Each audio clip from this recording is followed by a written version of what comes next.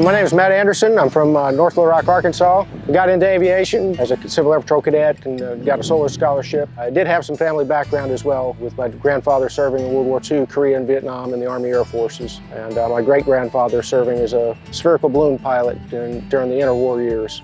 I found this aircraft in North Carolina. That was in 2018, flew it back to Arkansas. Took about 2 years and 3 months to do the restoration of this Stinson L5 Sentinel. I started back in the 90s helping some friends out with doing restoration projects, learning about how to do fabric work, or how to do a little bit of woodwork and metal work. I was very fortunate in the restoration process. There was a business called Air Corps Aviation Library that actually has all the manuals and even the Stinson factory drawings online. So you can actually see if you need to rebuild a part, you could actually find those parts and recreate it to those specifications.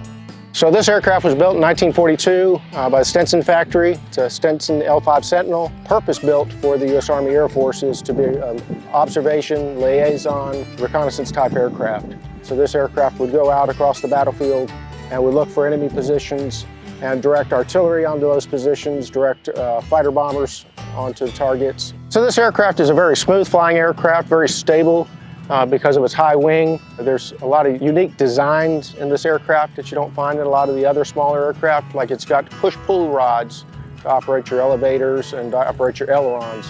So instead of using the cabling, they're using the push-pull rods. It gives a much smoother feel and much more stable. You put it where you want it and it'll stay there. It's a great aircraft to have and to fly. It's got the stole slats on the wings. It's one of the earliest that the U.S. made anyway. Naturally, you'll cruise about 105 to 110 miles an hour in this airplane. I look forward to introducing this airplane to the public and helping them learn more about the history of this aircraft and what it did during World War II.